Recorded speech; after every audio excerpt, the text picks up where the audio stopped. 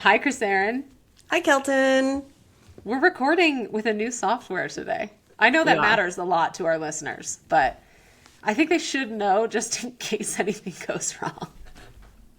We're trying something new because I got tired of editing out all the echoing. So I've got a new setup, which includes some fancy podcast. Actually, these were $20 headphones. They're I go chic, okay? in my ear and For the behind. listeners who can't see her, yeah, it's just like a cascading braid down her back of headphone. Trying to be a profesh over here, you know. I always watch the clips of my one of my favorite podcasts, and they have those fancy clear plastic, you know, Yeah. like they're commentating on the Olympics or something. So I just had to join the fray because my setup was not working. But we're investing in this podcast, listeners. I'm Krisserin Canary. And I'm Kelton Wright. Follow our quest to publish our first novels. From first drafts to query letters through inevitable rejection. and hopefully eventual success. From California, To Colorado, this is Pen Pals. we are dedicated to making this happen. Now that we've had a Reese's Book Club pick author on the podcast, it is time to upgrade our equipment. That's right. That's right, because we are successful by proxy. Yeah, congratulations, Rachel Hockhauser. That's amazing. She was just announced as the Reese's Book Club pick, which is, I mean, What a that's dream. God tier. Yeah. I can't imagine what that must feel like. I'm so happy for her. It was so cool to see that yesterday. You can, I can sit in my imagination and feel real good. there are so many book clubs now. I guess it goes Oprah and then Reese's and then Jenna? I saw Jenna. We need our own book club. We need the Pen Pals Pod Book Club. We'll work on the name. We'll work on it. Okay, Krisserin, though, something we do not have to work on. Yeah, you're going to like this segue. Something we do not have to work on is vibes. One thing I have been hearing about the podcast over the past year or so is that it's nice to hang out with people who are like actually friends. But our friendship was built on vibes. Like some of the greatest friendships of the modern era, we met at work. And so, like, when you can connect on the bullshit at work, you don't have to know anything about each other. You can have one common enemy and be like, we are aligned. Me and you. You know what's really funny? I remember when I first saw you at Headspace, like I very distinctly remember when you started working there. And I just really love people who seem intimidating and like they might be a little bit of a hard nut to crack. Like for me, that's a challenge because I'm a Libra. I consider myself a little charming. I can just, I feel like I can figure out how people work enough so that I can make, if I wanted to, almost anybody like me. So I remember, Kelton, you came in and you were, of course, immaculately dressed and very business and very serious, but also had this kind of like mischievous, smirky person. Like I knew there was something there and I was like, I'm going to make her my friend. She might think all of these other people are bullshit, but she's going to like me. I mean, I did immediately like you because in like the first meeting we had to someone else, you were like, that's not going to work. And I was like, yes, thank you. No fluffing, no like beating around the bush. You were just like, that's not the right idea. Sounds like me. Sounds like me. I love nothing more than putting men in their place in the workplace whenever I can. Obviously a man. I don't remember that interaction. Men listen to this. Listen, 10%. 10% of our listeners. We know not all men. We're married to men, in fact. I know, begrudgingly. But my point being, when you get to know someone at work, you skip a lot of stages. It's true. So today, Krisserin and I are going to get to know each other a little better, but also help our listeners get to know us. I mean, I think you know that Krisserin is incredibly diligent and hardworking and optimistic and realistic, and that I love investing, and that's it. But there's more to us than that, truly. There is. But before we get into that, we should talk about how our week of writing went. So, Kelton, Oh, you didn't realize I was avoiding it? Oh, no. See, we're not doing that. Okay, listen, I said I was going to work on my novel, and I did a little bit. I didn't do any writing. I did some thinking about plot and structure, and I read several more books. I've been burning through, including The Possession of Alba Diaz by Isabel Canas. Upon your recommendation, I'm halfway through. Okay. And so how are you finding it? It's been book burning. She really does have beautiful sentences. But right at where I'm at in the book so far, it's very similar to Mexican Gothic. Right? A little bit. Yeah. Yeah. And I haven't read enough Gothic to just know if that's sort of the architecture of the genre. But, I mean, it at least has more gore. Yeah, it's pretty gory. I feel like, first of all, Isabel Canas made me want to read more horror, period, and more Gothic novels, period. But I do feel like, oh, I'm sorry, I just saw in this new software, you took a picture of yourself for your little screenshot. How did I do that? I can see it, and I'm making this little, like, I'm making a little gremlin face. Oh my God, I just saw it. It's so funny. Okay, sorry, but what I was going to say is horror and Gothic, they all seem to be centered around a place. Like there's a house or a cave or a lake, or there's something that is a setting where something evil resides or something evil happened. So I feel like that could be a portion of the DNA of the genre that feels familiar. It's also set in a very familiar setting to Mexican Gothic, which is like in the mountainous regions of Mexico. And in the mining regions. In mining regions, I think Mexican Gothic is set in like the early 20th century, where this book is in the late 19th century. So there's some similarities for sure. But I mean, the writing is great, so I have been enjoying it. And obviously, my novel is Gothic in that exact element, where it is centered around a place where there's essentially some kind of evil that has captured it. So it's nice to read other people's entryways in that, and to not be so hard on the backbone, on the spine of my book. You know, like these books aren't like, this is how the magic works. This is why it started. This is how you can believe that it's real. They just are like the assumption of reality. And I struggle with that in my writing. Because like most of my writing is very tied to what is literally happening in nature. And so like trying to remove myself from that and allow it to be a little ghostly, can be challenging. I'm swimming upstream on this. I'm swimming upstream back to my childhood to try and get a grasp on ghosts. Well, so did you do any writing, or you just... No. Okay. No, girl. Okay. Did you think about your book at all? Yeah, I thought about it a lot. Okay. I thought about it a lot. I thought about the parts that I can't have in it anymore. Oh, no. But I thought it was great. It's like that work all needed to be done. I was so burnt out this week that I was having like a kind of an emotional fallout from that. And I was like, let's just not do anything. Just relax for a little bit and come back to this after reading. And that, that's such a cure for me. It's just to like sit down with a list of books and make yourself read them. Do you ever feel, I always feel this really difficult push and pull between wanting to be diligent and hardworking, as you described to me, and do the work and do the work and do the work and hurry and do the work, versus knowing that it's going to take time and you have to be gentle with yourself and you need to not burn out and you need to have a pace that is sustainable and continues your enthusiasm for the work. I feel like those two things are always competing with each other. I don't know how to reconcile them. Yeah, I mean, I think the only way I've ever successfully reconciled them is by putting quantified rest on my to-do list, like treating it as work, where it's just like you have to do that part in order to recuperate. And so sometimes I'll kind of trick myself, I'll be like, read 2 chapters of The Artist's Way. And inherently in doing that, I allow myself to not do work. Because I like start morning pages and I go on an artist date and I've reframed it.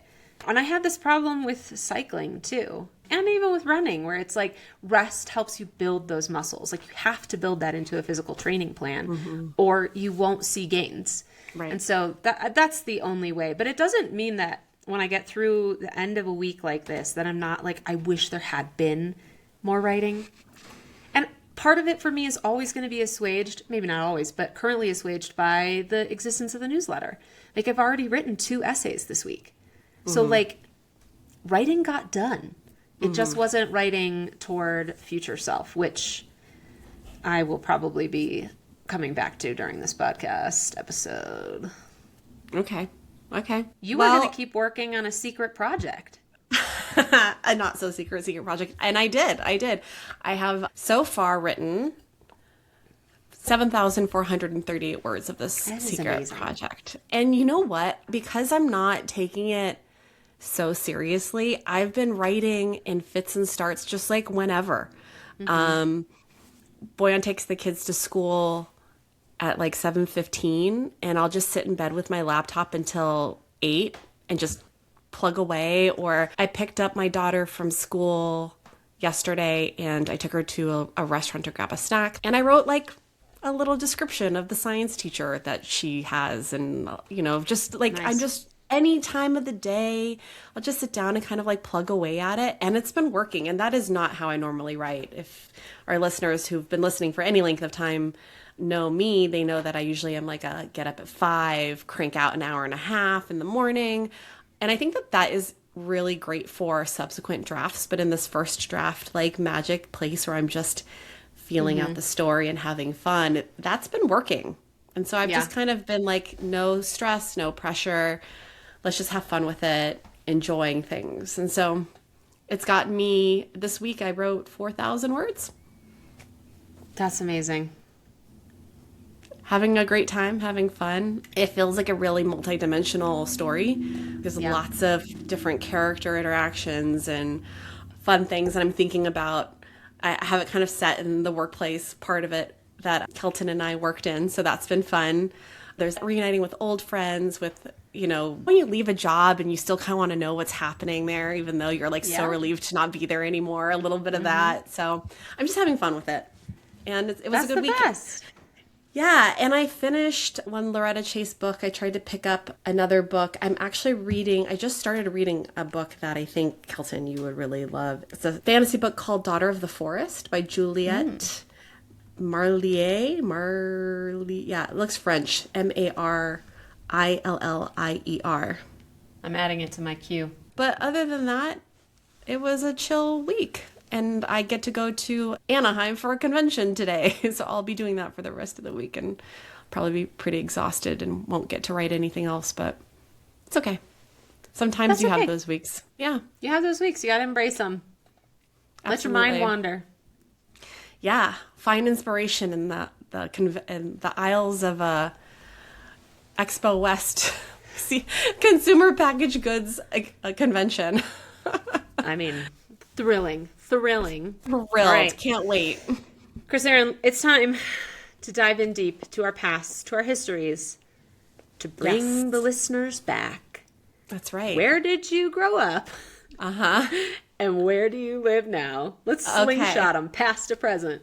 All right. So I was born in the San Gabriel Valley in a town called West Covina, which is, for those who aren't from, well, I think even people who are from Southern California, they might not know where it is, but it is roughly 40 miles east of Los Angeles. It's still in Los Angeles County, but it is on the outskirts of Los Angeles County. And my family has been in West Covina for, I think, like 2 generations. Of course, my mom was born in the Philippines and moved to the San Gabriel Valley in the 50s. But when I was 5, I got really sick.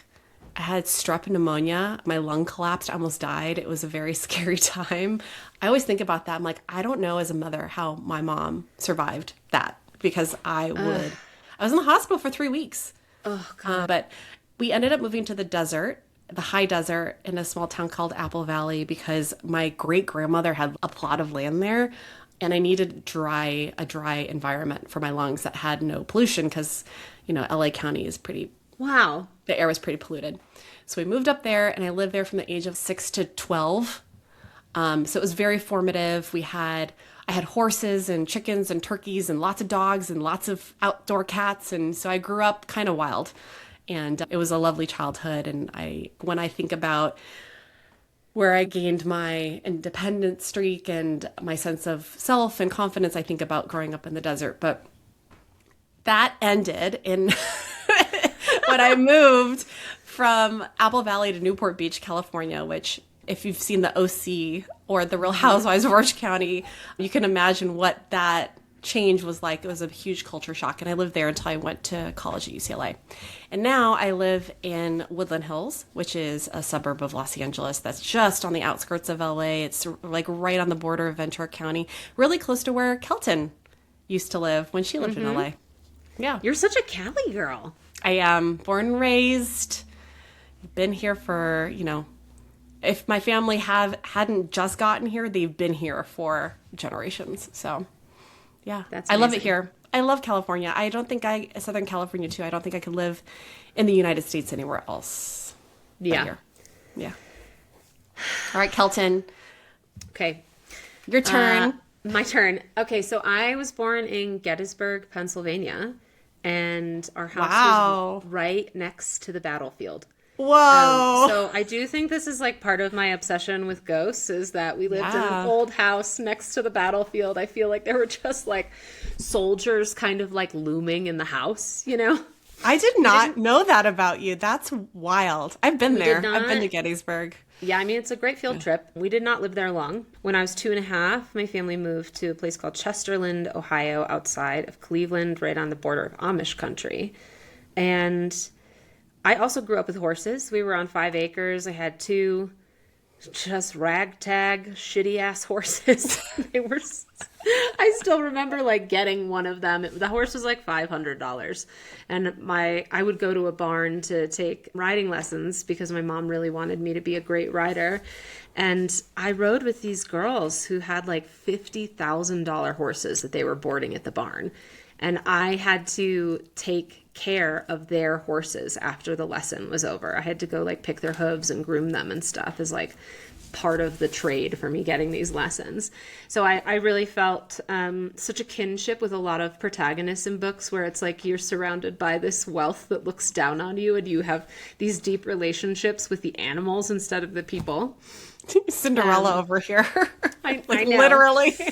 Yeah, I'm just mucking my stalls. And I went to like a very Midwestern high school. Like all the American movies about high school were such an accurate depiction of where I grew up. Like it was so cliquey. Football was everything. And I was always trying to make friends at other schools because I was like, I feel like I am cool. I feel like I am cool, but these people do not agree. So where can I find some people who think that I am cool? So most of my friends ended up being from other schools as soon as I could drive. I left Ohio when I went to the University of North Carolina at Chapel Hill. And when I left, I was like, I am never coming back. And that ended up being true because my parents also left. My parents met in Idaho. That's actually where my older brother was born. And after I went to college, they left Ohio and moved back to the hills of Idaho. A quick recap of what's happened between then and now. I moved to the British Virgin Islands for a little while. Then I was being chased by customs, and so I had to leave. And I moved to Washington, D.C. After Washington, D.C., where I had the worst mental health of my life and a tumor. Then I had to move to New York. And then I moved to Boulder, Colorado. And then I moved to Santa Monica, California, where I got the job at Headspace and met Krisserin. And in Santa Monica, I met Ben on a bike ride. And Ben lived in a dilapidated hunting cabin in the Santa Monica Mountains in Topanga, which is like just up the mountains from Woodland Hills where Krisserin lives. And I moved into that moldy, rat-infested shack out of love. And I have lived in a cabin ever since. We lived there for 8 years before moving to this log cabin in Southwest Colorado.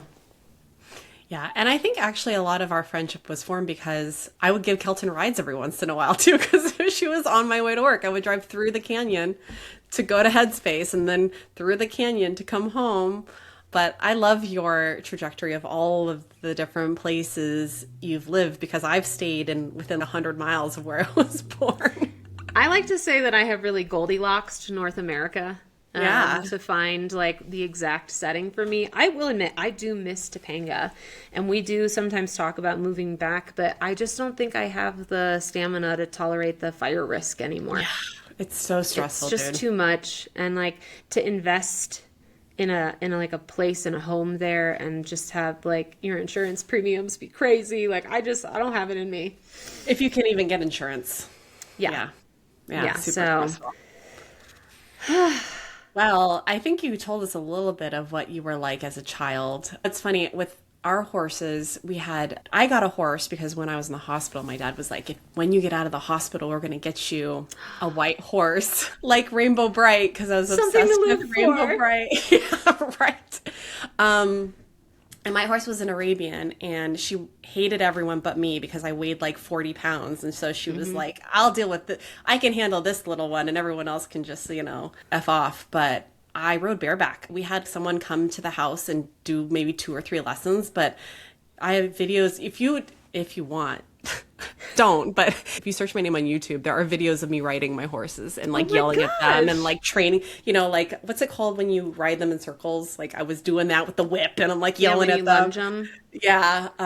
There's videos of me doing that on YouTube. That's amazing. Well, I feel like I have to tell like 2 quintessential stories about myself to illustrate who I was as a child. Is one of them when you ran away from home?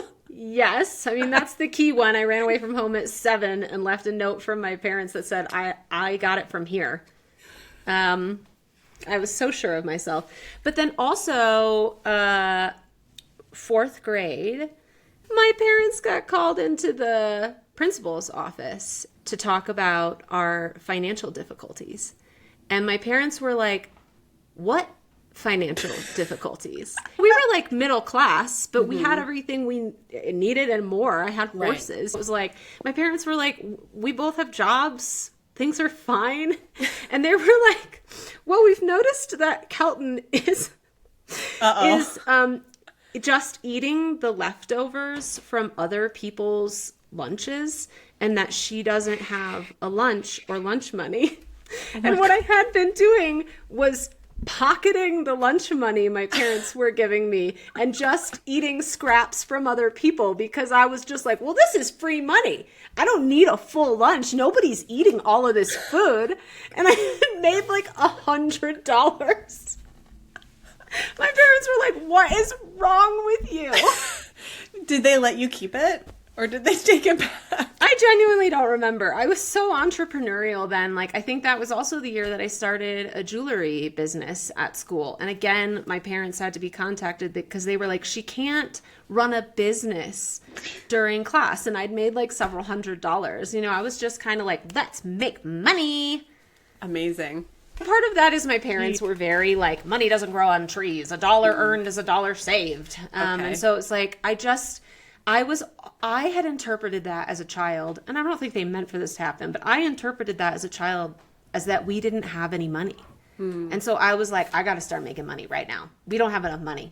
Mom wants to go on vacation. We don't have money for it. I got to start making money. And like, that's just what my tiny little Capricorn brain heard, and I glommed on, and I've been the same way ever since. Man, I guess we really come out with like our really fully formed who we're going to be and how we're going to be as children. I don't know if I have like a story that defines or like exhibits as well as yours does what kind of kid I was. I really only had like 2 friends in the desert that were neighbors. There were 2 boys, and we would just run around and get into all kinds of trouble and play cowboys and Indians and just walk around until the sun went down. I was very comfortable being by myself out in the desert and knew how to stay safe and watch out for things not to step on and all of that stuff. But I do feel like my sense of fairness and is very fundamental to who I am as a person. But yeah, it was really hard, that transition from being in the desert where everyone was poor. I mean, like we were, I didn't want for much or anything really. If I needed something, I had it, but we didn't have money. Like we didn't even have cable until I moved in with my grandmother, and it was like my grandmother and my older brother and my uncle and my mom living in one house, and then we had cable because there was like 4 adults paying for it, right? I'm also part of the No Cable Club. That means that you and I get to exclude ourselves from a whole litany of cultural references that happened as children. Well, I mean, we had Saturday cartoons or whatever, right? So yeah, I did have that, but it wasn't until I was 10 or 11 that we had cable. And then I was lots of MTV in the house. I loved MTV. And I also had 2 older brothers who were very into music, very musical family on my mom's side of the family. So my grandmother played piano, my brother plays bass, my other brother played guitar, my uncle played drums, and so my other uncle played guitar. So they'd be like in the garage playing music and having friends over to play music. And so music was very prominent in my house, which is probably why I like to sing. But then my husband's family, completely not musical, which breaks my heart because neither of my kids inherited my music gene. Anyhow, all that to say, when I moved from the high desert to Newport Beach, it was a huge culture shock because in the desert, we were all the same socioeconomically, and there wasn't like really rich kids or poor kids. We all kind of grew up together, and it was just what it was. So when I went to Newport and I was like the poor kid at the school, it was really I didn't understand the hierarchy, and everyone was nice and friendly to everyone for the most part at my old school. So when I got there, within 3 weeks, I got severely bullied, like to the point where I think it was like 10 kids got suspended. And this was on the way back from the Museum of Tolerance. We went to a field trip to the Holocaust Museum, and on the way back, they were bullying the girl sitting next to me, and I stood up for her, and then they all started bullying me. I had a Coke bottle thrown in my face. They were chanting my name. It was bad. I had to get up, and I refused to cry. They're like, "Are you going to tell on us? Are you going to tell us?" I was like, "No, I'm not going to say." Like, I'm trying to be all strong and tough. And I refused to cry. And I finally broke down, and I got up and went and sat in the front with the teachers who were doing nothing the whole time. Wow. And even when I got back to the school, I got off the bus and just walked home by myself, just sobbing. I didn't say anything to anybody. And the only reason people got in trouble was because someone else who ended up, I became friends with her. I didn't have friends at this point. I didn't know anyone at the school. I was brand new. Went to the principal's office and said something. And then wow, literally that's the only reason why people got in trouble. She is also a Libra. That's a good question. I remember we ended up having a falling out as friends like a year later, or even the same year. I don't remember. It was very difficult to make friends at that school. But yeah, that was a huge awakening for me. And then very similar to you, to be around a group of people and realize I will never be able to connect with these people because they look down on me for what I don't have. That's when I was like, wow, I didn't even know this existed. This class system existed. And so having to be in that situation and understand that like at a young age was very enlightening for me. Yeah, we didn't have that so much at my school, which had been really insulating and nice. My school felt like mostly economically the same. There were definitely, once we got to high school, you could see some differences with the cars that people drove up in. You were like, sure. Oh, okay, all right, that's cool. And like, you're like, oh, so-and-so has a fridge with an ice maker. As a kid, I was just like, you can get ice just from clicking a button? That's still to me like one of the greatest luxuries I have in my house is an ice machine. I love it so much. Pebble ice whenever I want. You mean really... you don't do the like the plastic ice molds? Listen, we do have plastic ice molds for drinks, but the Pebble ice maker is just for me to chomp. And now my son does that as well. He just like, cup of ice, please. I'm like, oh, are you as iron deficient as your mother? Oh, man. But yeah, and then like when I went to college, that was the real shock for me. It was just like, I lived by Amish country. It was very insular. And then college, it was just like, wow, there's all these different people and rich people. Remember, it's like I knew the granddaughter of the guy who owned the Yankees. She was in my a cappella group. I knew John Grisham's daughter. And it was just like these people where you're like, you are living a different life. Yeah. See, I went to UCLA, and so for me, it was a relief to get lost in the crowd of 65,000 students on that campus. That's amazing. Is it that big? I think like in total with the med school and the dental school and the undergraduate school and all of that. Maybe I'm making that up, but it's a very, very large campus, obviously. Yeah. And so it was just a relief to get to the dorms and be like, I can reinvent myself. I can become someone completely new. And nobody knows me here except for the 11 other people who got in for sports like me. Oh, tell us, you got in for sports. I did get in for sports. What sport? This is a good example of what kind of kid I was. After the 96 Olympics, I became obsessed with gymnastics. And I was like, I'm going to be a gymnast. And I had done gymnastics as a little kid and liked it. I'm naturally athletic. And so when I moved down to Orange County, and this actually was a saving grace for me, I knew I wanted to do gymnastics. So I literally picked up the yellow pages that my stepdad had in his kitchen, and I looked at the gyms, and I called one up, and I was like, I'm a gymnast, and I want to come to your gym. And they're like, okay, come at this day and time. And so I told my mom, we're going to this gym. Here's the address, written it down at this day and time.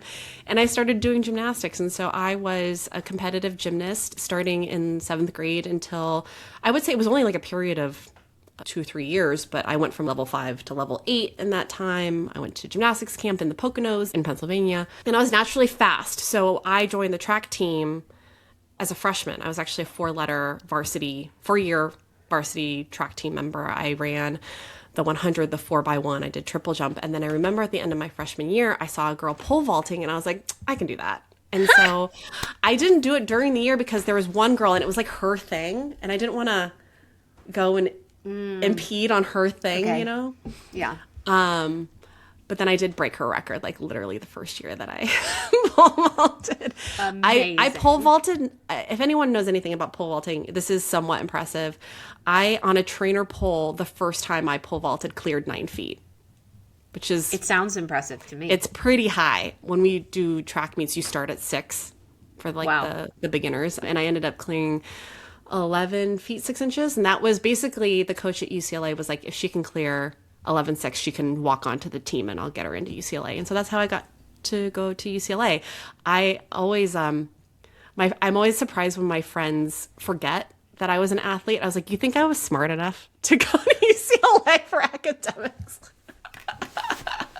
Thank you. I am smart enough. I actually, I did graduate. But I got into UCLA because I was a walk-on on the track team. I only survived a year. The coach was such a mean, horrible person, and the team I was not a good fit like socially with that team. So I ended up making 2 really good friends from the team, and one of my best friends actually also left UCLA to go pole vault at Brown.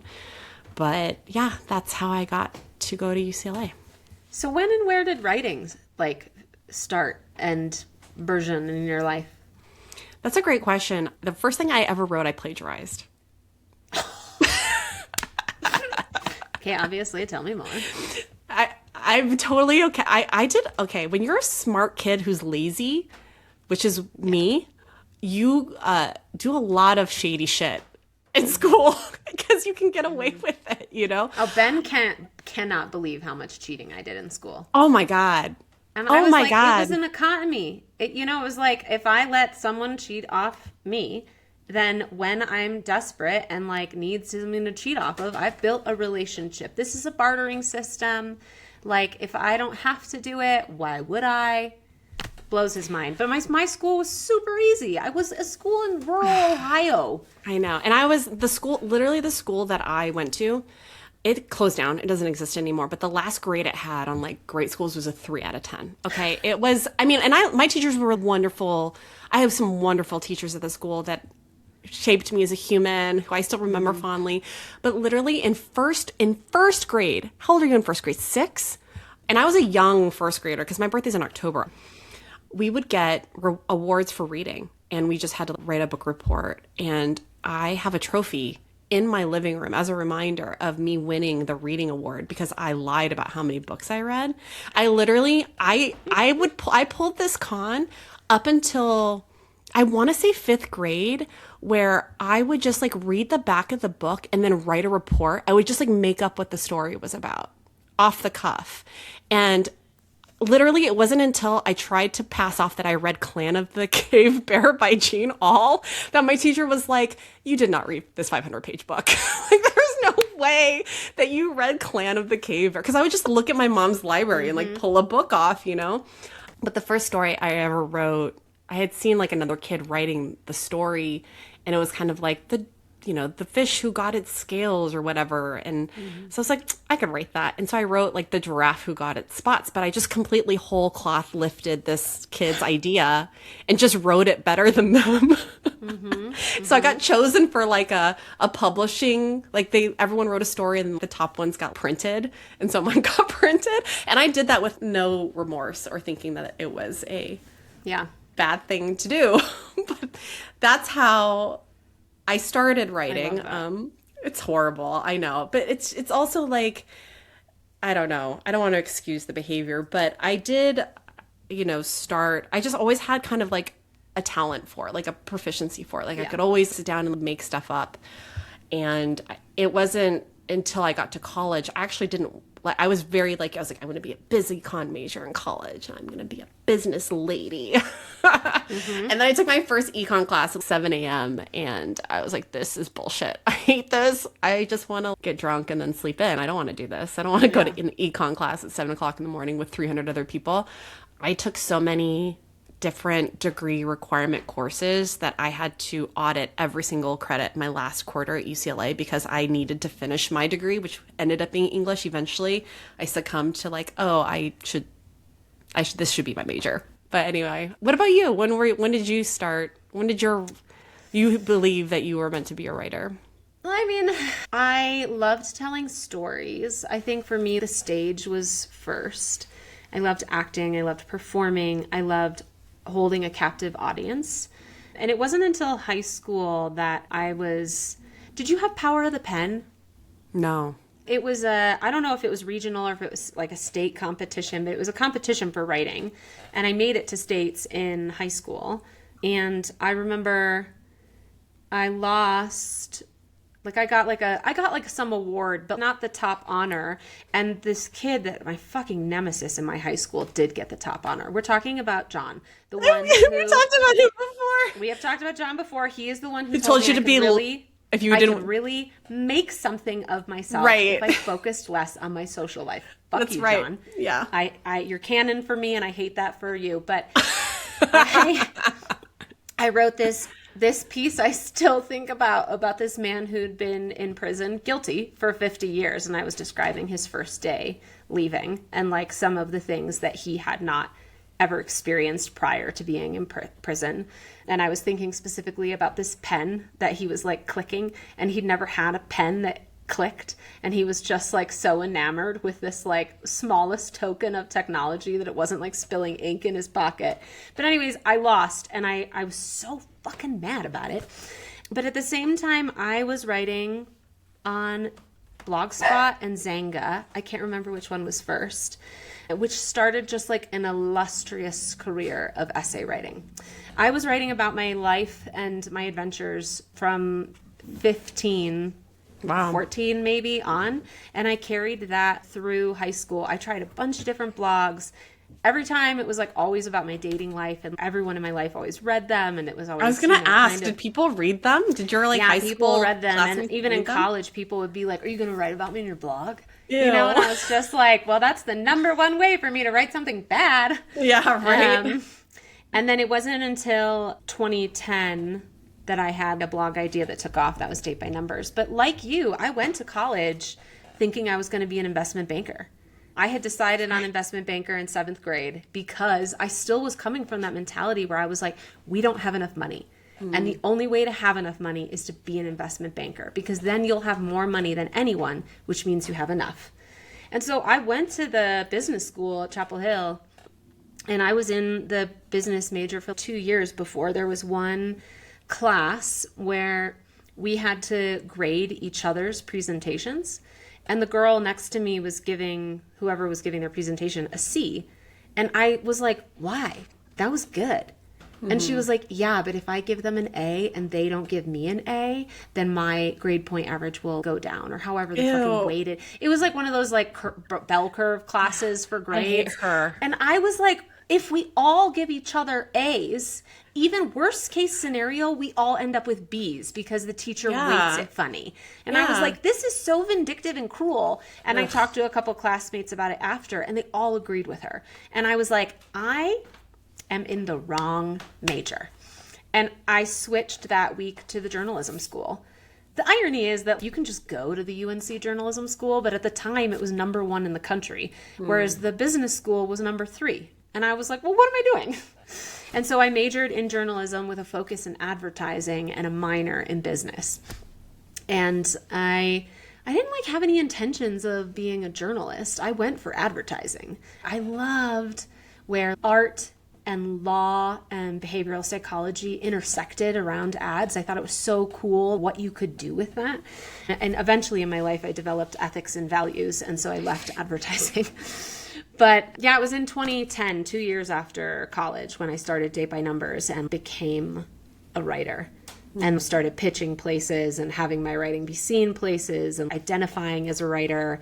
2015, I think, was the first time that I put writer on my passport. And, you know, obviously we still have stayed pretty business. Like, Yeah.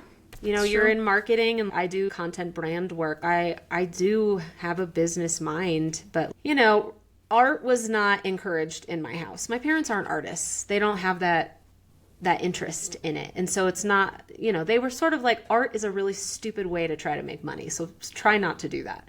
And I was just like, it's a bad way to make money. That was all I heard, you know? And I was like, I want to be in a good way to make money. Yeah. So, yeah. you know, the psychology runs deep, but I do identify as a writer now, and I'm happy to have evolved out of advertising for Triscuit and Gillette. Yeah, I mean, when I graduated from college, I thought I was going to move to New York and be Carrie Bradshaw and work at a magazine. But I met my husband and we stayed in LA. And then my first real job I had an internship at HarperCollins, but then I got a full-time job at a company that was a B2B publication that covered marketing campaigns for businesses. It was a trade publication that talked about marketing campaigns. And so that's kind of how I got my start. There was really no content jobs in LA that weren't for either like a web publisher or some other business related venture. So I fell into business just by being around that type of, you know, industry. But I always wanted to be a writer. I finished my first full-length book in 2008, 2 years after I graduated, and tried to query it. I like what Mark Sarva said about your first book is you proving to yourself that you can do it. Because I did work on that book for a very long time. I wrote the shit out of it, and it just was a good way to learn how to do it. And I just now on my 5th book now, still not published, but that's okay. Yeah. I mean, I forget sometimes that I have a book with my name on it on the shelf. You do that, but then you're like, wait, I am an author. I am an author. I do have a book. I just wrote it when I was a child, so let's not refer to it. Well, you kind of mentioned this, but what are your big 3? Okay, so I am a Capricorn sun, which means that for most of my life, I thought astrology was nonsense and only read my horoscope in private. I'm a Virgo moon, so I'm a double earth whammy, and then I am a Gemini rising, which is like where a lot of my writing comes from. And anytime you look up anything about my whole chart, it is fucking accurate. I have a hard time, like, really, like, if someone with a gun to my head was like, do you think astrology is real? I think I would say no. But looking at everything it has ever said about me, I'm like, oof.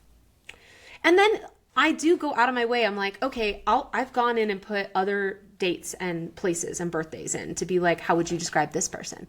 Because a lot of people are like, horoscopes are just like a universal application of like garbage to everybody. But when it describes a Pisces or Aries or even a Libra, I'm like, I do not identify with this in the slightest. There's nothing about this that sounds like me. And like, you know, when I was young, my birthday is in late December, so I'm close to Sagittarius.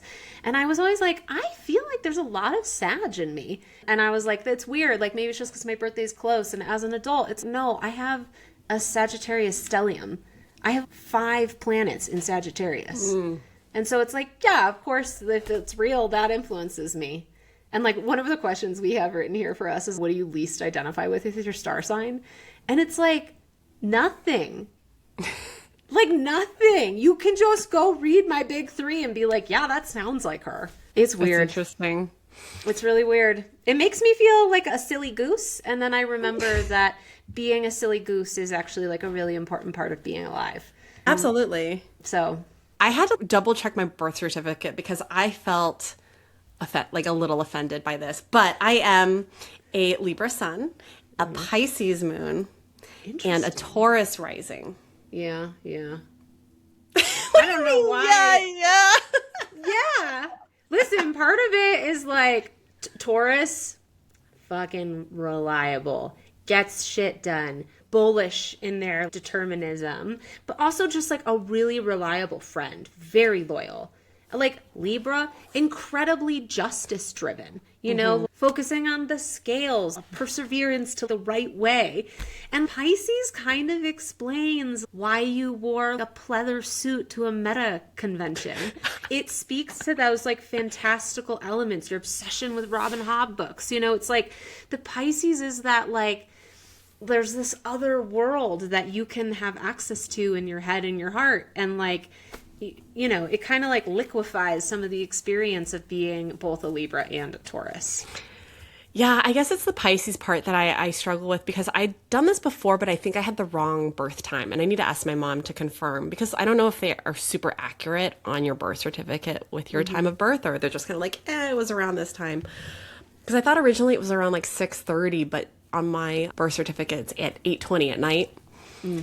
And my experience with people who are Pisces sun are that they're a little bit more, I find them a little bit impractical, a little bit. Yes, for sure. But that's a Pisces. A little bit changeable. Yeah, they are kind of malleable. You can influence them. But that is when it's like their core dynamic. Like, I think that's the point of like when people ask about your big 3, it's that those 3 are influencing each other very heavily. And your moon has a different role than your sun. And so it's interesting. Yeah, and I would say I very much identify with my Libra self. I've always had this sense of being really frustrated at injustice. Even now, if I watch shows or read things and there's injustice in it, like my hands physically ache. It's a weird thing. It makes my hands hurt. But I think that the more, I would say, superficial stereotypes of a Libra I don't identify with. I do love beautiful things. I love aesthetics. I love clothes. It was funny. I was reading my my Libra description on CoStar, and the last thing is often well dressed, and I'm like, check, absolutely. But like the vapidness, I don't know if I was gonna say I don't know if I would describe myself as indecisive. But I can be, but then once I make a decision, I'm in it, you know. I usually like really think through things and how I feel about them. But I would say that that's kind of the one part that I would, you know, bristle I against think there's a little bit. like some commercialization of it. Like sometimes when I see memes of Capricorn, it's very like Ann Taylor, Lululemon, have your like giant water cup. And, you know, not only do I have that stellium Sagittarius, but I have one in Scorpio too. And like that, those elements, excuse me, and the Gemini make me just like way more individualistic and expressive than that part of a Capricorn. So like I see those memes sometimes where I'm like, that's not me. But then you'll see the ones where it's like the 2 sides of the Capricorn. And it's one side of the image is just cash and the other side is just trees. And I'm like, yes, it's me. Yes, that's me. I also have a stellium in Scorpio. Oh no. I don't know what that means. I mean, listen, Scorpios are like the dark excavators of the galaxy. Like it's the person who's willing to go dark, touch on taboo, and it like prefers like a mysterious element, wants to be perceived as like other in a way, like powerful. I'm not an astrologer. This is just like what I've Sounds like you are. Like you know so personal much about research. this. I know. The more we talk about this, I'm like, oh no, I have learned way too much about this. I don't know anything. I'm like, tell me about myself. Oh no, oh no, I have fallen into the well. That does sound like me though. I the reason I like to shop vintage clothes or do go against what's popular is I do want to be perceived as unique and different and an individual, and that is why I try and like define my visual identity, first impression of me in a very specific way, which is why I wore a teal pleather suit to a meta event. And I think there's something like Scorpios about being impenetrable, and I think that you and I both, to a degree, especially at work, have that dynamic where we are powerful. We want to be perceived that way. It does not matter to us to be seen as agreeable. I'm sort of like, try to pierce my armor. I dare you to see what happens if you try to pierce it. Have you seen that meme where it's like, looks like a cinnamon roll could kill you? Okay, I think that I'm like, looks like they could kill you is a cinnamon roll. And I think that you are, looks like they could kill you, would kill you. Yeah. 100% how I identify. 100%. Because I find that so, people would tell me after they've gotten to know me, like when I first met you, I was so intimidated by you. But then I got to know you and you're so nice. And I'm like, I am so nice. I find it very interesting that that is the first impression that people get of me, because I think that's the Taurus rising in me. I'm very, in the workplace, direct and problem solving and like, let's get moving and let's get going. And I learned a lot of that from my stepdad. My stepdad's like, figure it out. Let's do it. Let's move. We got to go. And so I've learned to problem solve that way. And it served me really well. But some people, they don't like that. It's just... Yeah. I mean, I've had that conversation a lot where once people get to know me, they don't say I'm nice, but they do say, you're like fun and funny.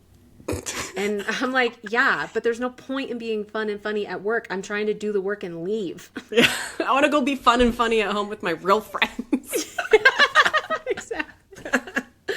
Okay.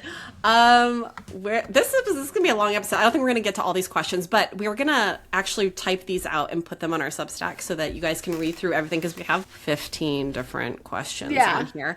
Why don't you pick the next one on this list? There's one question that says, how would you describe your co-host? But I feel like we've been doing that this entire time. So I would like to know, what part of the podcast do you like the most? I think I know. What part I like the most? I think I know. Like, in the broader sense of doing this podcast, not just in the recordings, but okay. I think in that way I do know that. How about you tell me what you think I'm going to say, and I'll tell you what I think you're going to say. Oh, God. I think that you're going to say building community and connecting with people, and like having people write in and say that we helped them shepherd these ideas out into the world, that they felt less alone, that they had companions. Like, that to me, I think is your favorite part. I do love that. I don't know what part of my chart it talks about how I like to, I like validation, but I also feel like it's important to do something that does like something for everybody. Giving back to the world part of it is really important to me. Otherwise, what are we doing, But I would say that in terms of just the structure of our podcast and the day-to-day and how we catch up, I really like hearing from you and telling you, just even talking through, it's kind of like therapy, the things that I'm trying to struggle through, and hearing your take on what I am struggling with, because I feel like you give really good advice around, you're like a little, the first episode of this podcast was Be My Disappointed Dad. And I told you I wasn't going to do that for you. I like listening to the other, like 2 weeks ago, you are your own disappointed dad, but I feel like you do give me really good advice and build me up in a way that I can't do for myself. So I really appreciate that part of the podcast. Well, that's nice. I think what you're going to say, maybe I'm wrong, but what I think you're going to say about what you like about the podcast is the fact that I do challenge you on certain things. And because I've noticed that I will say something to you, and in the moment you'll be like, you don't want to hear it. But then we'll come back like a week later and be like, I really thought about what you said. And it seems like you will hear me and listen to me. And even if you don't agree with it, like consider it. And I think that like that challenging of your ideas, even if you don't agree with them, is something that you like out of this podcast because it makes you see something a little bit differently. I think that's true. And it's sort of like a sub point of my favorite thing about this podcast was it's just like having a friend I talk to every week who fully gets me and I can be myself with. Like, I am not good at staying in touch with people. I had a friend from LA. She was in town this past week. She wasn't visiting me. She was just in town and was like, let's hang out. And after we hung out, she was like, let's like stay in touch. Let's talk. And I was like, I got to be honest with you. Like, I am probably not going to talk to you any more than I have over the last 5 years. But every time we are in the same place, you're still going to be a person I consider one of my closest friends. Mm-hmm. And like, it's very easy for me to stay in my cabin and to be in the woods and to be 100% by myself and feel almost completely fulfilled by that. But this scheduled moment with a person who can push on me, can tease me, really knows me, knows my background, to like just have a friend that I'm constantly growing and evolving with, that's not like, when should we schedule a FaceTime? You know, it's so nice.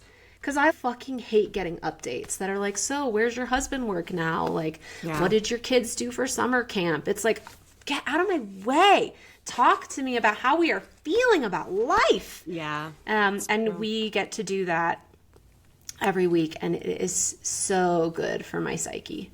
I love that. It's true.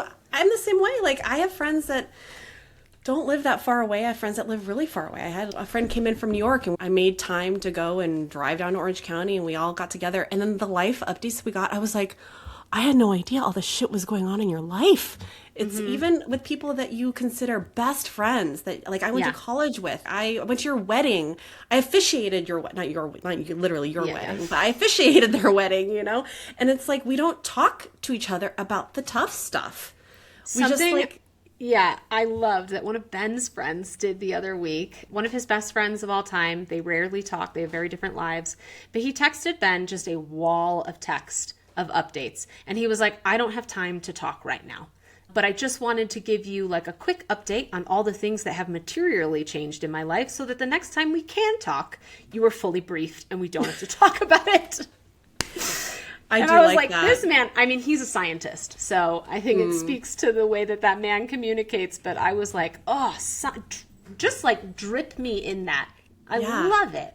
I love that. And I feel like we need to, as human beings in this fake connected world that social media makes us think that we're in, be more vulnerable with each other and just like do that with each other more often. And I do think that you and I, especially connecting around writing, which is so hard to do because literally, even with my friends that I love, what's going on with your book? When can I read it? And I'm like, that's a great question. I have no What a good question. Why don't you go ask ChatGPT because their answer is going to be just as vague as mine. Yeah, pretty much.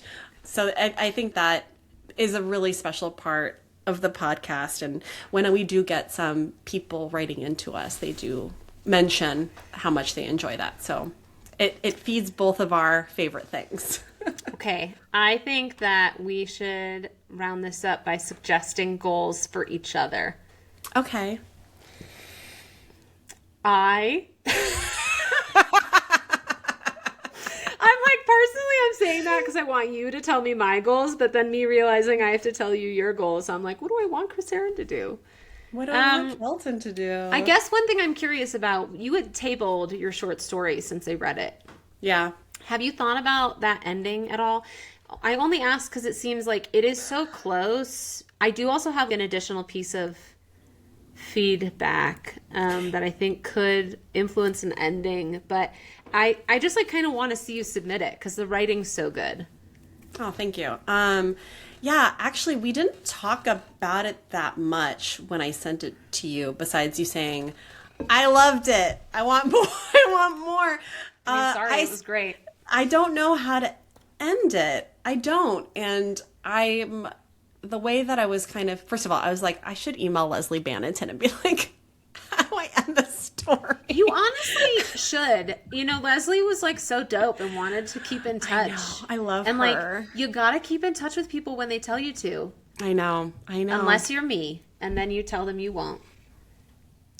At least you're honest. That's very Capricorn of you. I am honest. My other really good friend who's a Capricorn, she lives in St. Louis, and I literally have never met her children, and I never hear from her. Like, her husband will be like, have you talked to Janaea? Talk to her. Reach out to her. But literally it's the same. Like, I'll never hear from her. But she's one of my best friends in life. Mm-hmm. Very Capricorn. Yeah, if you have any suggestions for how I should consider ending that story, they're very welcome, because it feels like it's just waiting in the back of my brain, and I don't know what to do about it. Okay, I'm gonna toss you a suggestion after the recording, okay, so we don't give away your secrets. Okay, but I would like you to spend 2 scheduled writing segments dicking around with that story. Okay, I can do that. Yeah, and so I'm not saying like get an ending, but like have 2 scheduled sessions that are for that story. Okay. Done. Okay. All right, So, what am I doing? My goal for you is I want to suggest that you try what I've been doing with my writing, Okay. which is literally just picking up the computer every once in a while during your day, not the dedicated time that you have to sit down in front of the computer. But you know how you mentioned you'll have a book open on the counter and you'll just like, pick it up and read a little bit? I want you to try doing that with your novel. Okay. And not try and make it like I need to finish the scene or whatever, but just like, pick it up and maybe write a sentence here and there. And just ideas. It doesn't even have to be part of the story. It can just be ideas for the story, things that you're thinking about, but just like commit them to a file and try and do that like 2 or 3 times. Okay, I can do that. That sounds achievable. Okay, cool. Okay, cool. All right. Oh, I gotta write these down. Or we'll forget them.